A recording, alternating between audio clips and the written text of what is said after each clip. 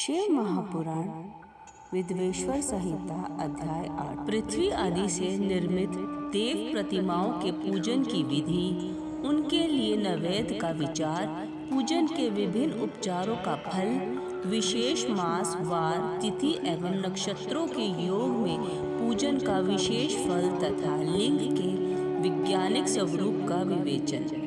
ऋषियों ने कहा, साधु श्रीमणे, आप पार्थिव प्रतिमा की पूजा का विधान बताएं, जिससे समस्त अभीष्ट वस्तुओं की प्राप्ति होती है। सूत जी बोले, महर्षियों, तुम लोगों ने बहुत उत्तम बात पूछी है।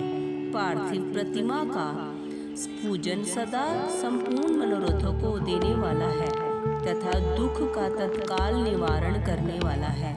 मैं उसका वर्णन करता हूँ, तुम लोग उसको ध्यान देकर सुनो। पृथ्वी आदि की बनी हुई देव प्रतिमाओं की पूजा इस भूतल पर अभीष्टदायक मानी गई है। निश्चय ही इसमें पुरुषों का और स्त्रियों का भी अधिकार है। नदी, पोखरे अथवा कुएं में प्रवेश करके पानी के भीतर से मिट्टी ले आए, फिर गंध चूर्ण के द्वारा उसका संशोधन करें और शुद्ध मंडप में रख कर उसे महीन पीसे और साने। इसके बाद हाथ से प्रतिमा बनाएं और दूध से उसका सुंदर संस्कार करें। उस प्रतिमा में अंग प्रत्यंग अच्छी तरह प्रकट हुए हों तथा वह सब प्रकार के अस्त्र शस्त्रों से संपन्न बनाई गई हो। तदुपरांत उसे पद्मासन पर स्थापित करके आदर पूर्वक उसका पूजन करें। गणेश, सूर्य, विष्णु, दुर्गा और शिव की प्रतिमा का, शिव का एवं लिंग का द्विजकों तथा पूजन करना चाहिए। रोज 4 पूजन जातिन फल की सिद्धि के लिए 16 उपचारों द्वारा पूजन करना चाहिए। पुष्प से पोषण और मंत्र पाठ पूर्वक अभिषेक करें। अग्निन के चावल से नैवेद्य तैयार करें। सारा नैवेद्य एक कुवड़ लगभग पाव भर होना चाहिए। घर में पार्थिव पूजन के लिए एक कुवड़ और बाहर किसी मनुष्य द्वारा स्थापित शिवलिंग के पूजन के लिए एक प्रस्ताव सैर भर नैवेद्य तैयार करना आवश्यक है। ऐसा जानना चाहिए, देवताओं द्वारा स्थापित शिवलिंग के लिए 3 सैर नैवेद्य अर्पित करना उचित है और स्वयं प्रकट हुए स्वयंभूलिंग के लिए 5 सैर। ऐसा करने पर पूर्ण फल की प्राप्ति समझनी चाहिए। इस प्रकार सहस्त्र बार पूजा करने से दिग्गज सत्यलोक को प्राप्त कर लेता है। 12 अंगुल चौड़ा, इसमें दूना और 1 अंगुल अधिक अर्थात 25 अंगुल लंबा तथा 15 अंगुल चौड़ा, जो लोहे या लकड़ी का बना हुआ पात्र होता है, उसे विद्वान पुरुष शिव कहते हैं। उसका 8वां भाग प्रस्थ कहलाता है, जो 4 कुवड़ के बराबर माना गया है। मनुष्य द्वारा स्थापित शिवलिंग के लिए 10 प्रस्थ, ऋषियों द्वारा स्थापित शिवलिंग के लिए 100 प्रस्थ और स्वयंभू शिवलिंग के लिए 1 सहस्त्र प्रस्थ नैवेद्य निवेदन किया जाए तथा जल, तेल आदि एवं गंध दिव्यों की भी यथा योग्य मात्रा रखी जाए तो यह उन शिवलिंगों की महापूजा बताई जाती है। देवता का अभिषेक करने से आत्मशुद्धि होती है, गंध से पुण्य की प्राप्ति होती है, नैवेद्य लगाने से आयु बढ़ती है, तृप्ति होती है, धूप निवेदन करने से धन की प्राप्ति होती है, दीप दिखाने से ज्ञान का उदय होता है और तंबूल समर्पण करने से भोग की उपलब्धि होती है। इसलिए स्नान आदि 6 उपचारों को यत्न पूर्वक अर्पित करें। नमस्कार और जप, ये दोनों संपूर्ण अभीष्ट फल को देने वाले हैं। इसलिए भोग और मोक्ष की इच्छा रखने वाले लोगों को पूजा के अंत में सदा ही जप और नमस्कार करने चाहिए। मनुष्य को चाहिए कि वह सदा पहले मन से पूजा करके फिर उन उपचारों से करें। देवताओं की पूजा से उन देवताओं के लोगों की प्राप्ति होती है तथा उनके अवंतर लोगों में भी यथेष्ट भोग की वस्तु उपलब्ध होती है। अब मैं देव पूजा से प्राप्त होने वाले विशेष फल का वर्णन करता हूँ। दिक्जो, तुम लोग श्रद्धा पूर्वक सुनो। विधेयराज, गणेश जी पूजा से भूलोक में उत्तम अभीष्ट वस्तु की प्राप्त होती है। शुक्रवार को श्रवण एवं भद्रपद मासों के शुक्ल पक्ष की चतुर्थी को और पौषांस मास में शतभिक्षा नक्षत्र के आने पर विधि पूर्वक गणेश जी की पूजा करनी चाहिए। 100 या सहस्त्र दिनों में 100 या सहस्त्र बार पूजा करे। देवता और अग्नि में श्रद्धा रखते हुए किया जाने वाला उनका नित्य पूजन मनुष्य को पुत्र एवं अभीष्ट वस्तु प्रदान करता है। वह समस्त पापों का शमन तथा भिन्न भिन्न दुष्कर्मों का विनाश करने वाला है। विभिन्न वारों में की हुई शिव आदि की पूजा को आत्मशुद्धि प्रदान करने वाली समझना चाहिए। वार या दिन, तिथि, नक्षत्र और योगों का आधार है। समस्त कामनाओं को देने वाला है। उससे वृद्धि और क्षय नहीं होता, इसलिए उसे पूर्ण ब्रह्म स्वरूप मानना चाहिए। सूर्योदय काल से लेकर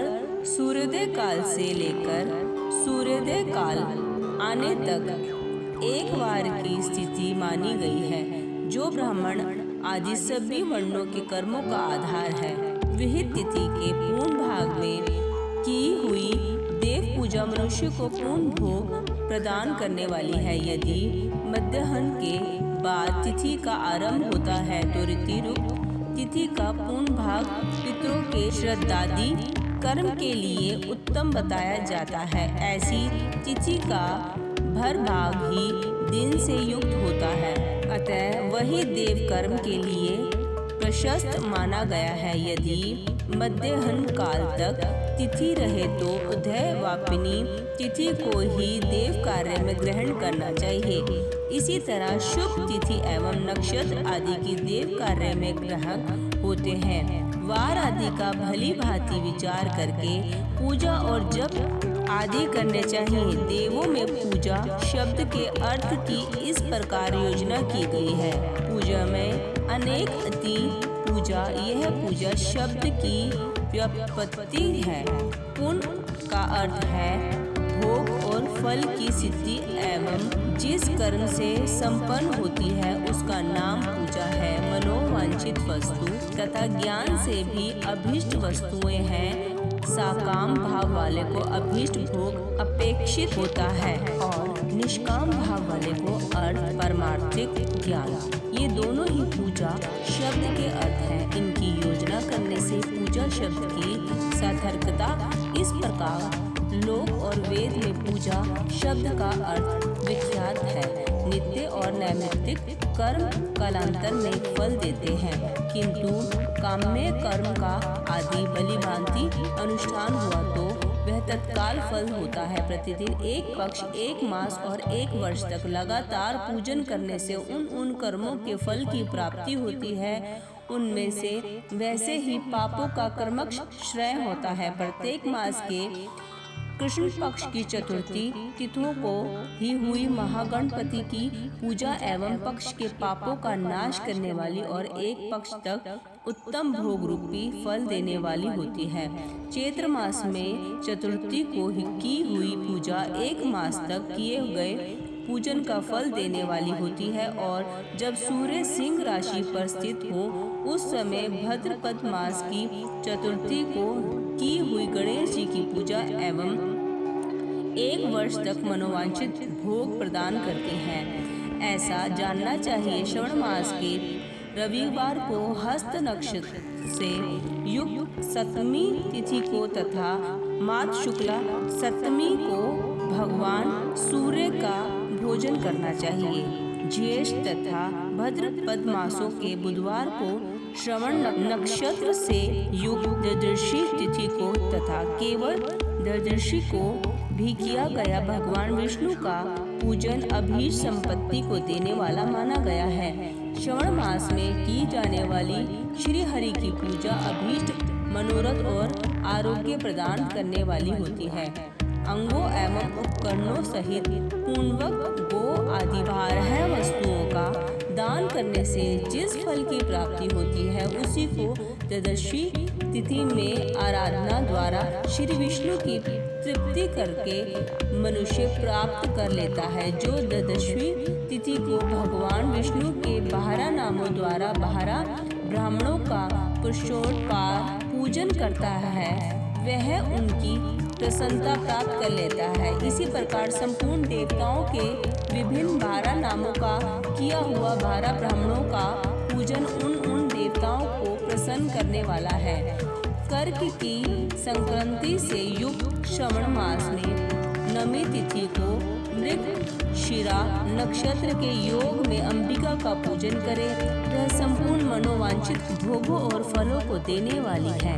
ऐश्वर्य की इच्छा रखने वाले मनुष्य को उस दिन अवश्य उनकी पूजा करनी चाहिए। और श्रावण मास के शुक्ल पक्ष की नवमी तिथि संपूर्ण अभीष्ट फलों को देने वाली है। उसी मास के कृष्ण पक्ष की चतुर्दशी को यदि रविवार पड़ा हो तो उस दिन का महत्व विशेष बढ़ जाता है। उनके साथ ही यदि आद्रा और महाद्रा सूर्य संक्रांति से युक्त आद्रा का योग हो तो उक्त अवसरों पर की हुई शिव पूजा का विशेष महत्व माना गया है।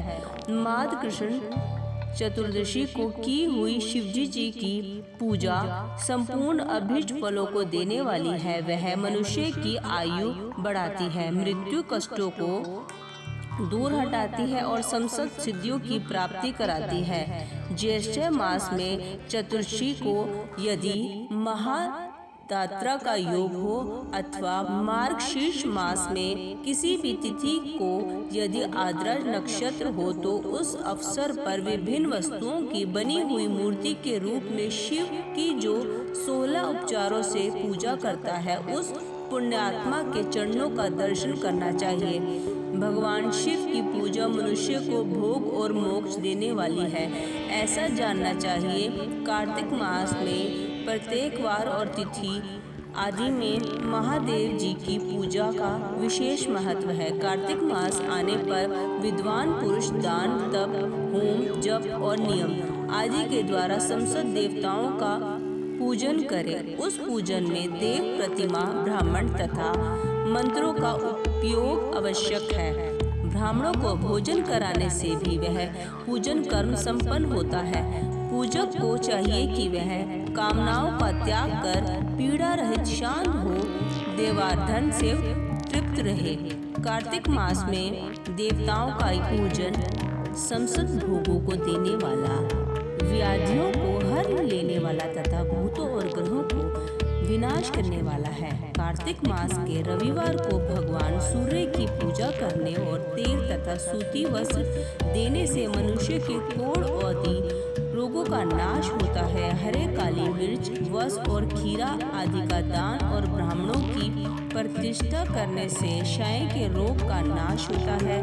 दीप और सरसों के दान से मिर्गी का रोग मिट जाता है। कार्तिका नक्षत्र से युक्त सोमवार को किया हुआ शिवजी जी का पूजन मनुष्य के महान दारिद्र्य को मिटाने वाला और संपूर्ण संपत्तियों को देने वाला है। घर की आवश्यक सामग्रियों के साथ गृह और क्षेत्र आदि का दान करने से भी उक्त फल की प्राप्ति होती है।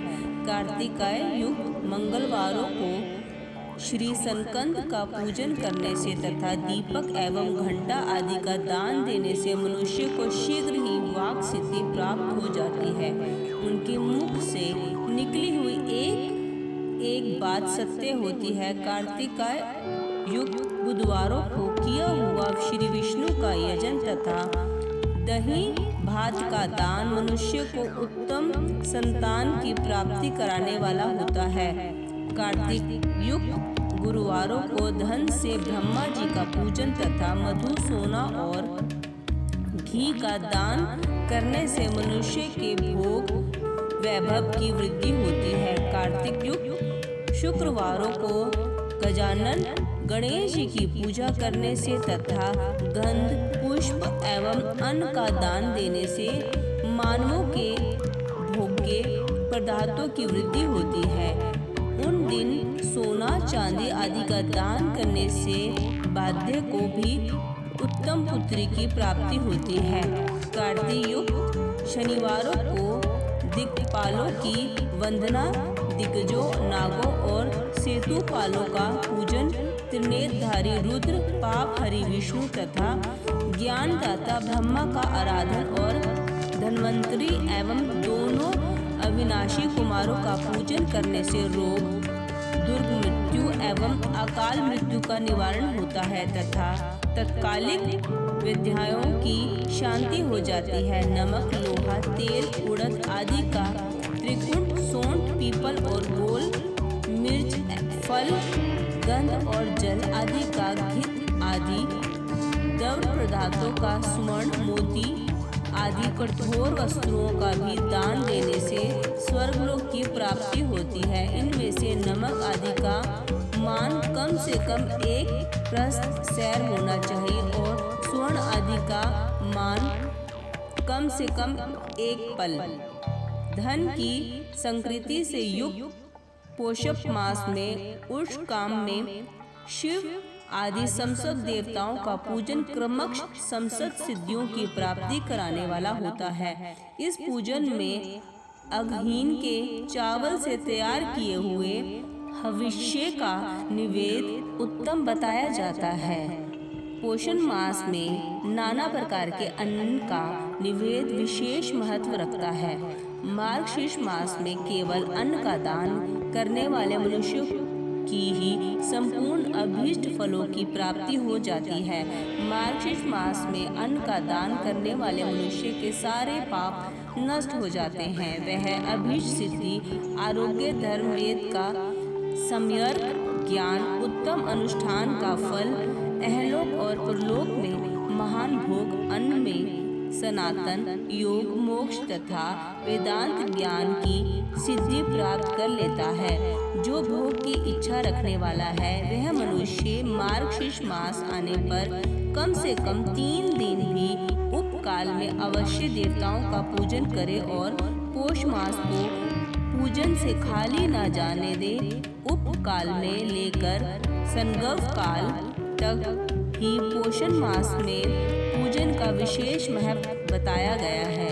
पोषण मास में पूरे महीने भर जितेंद्रिय और निराहार रहकर दिव्य प्राप्त काल से मध्याह्न काल तक वेद माता गायत्री का जप करें। तत्पश्चात रात को सोने के समय तक पंचाक्षर आदि मंत्रों का जप करे। ऐसा करने वाला ब्राह्मण ज्ञान पाकर शरीर छूटने के बाद मोक्ष प्राप्त कर लेता है। जितेंद्र नर नारियों को त्रिकाल स्नान और पंचाक्षर मंत्र के ही निरंतर जप से विशुद्ध ज्ञान प्राप्त हो जाता है।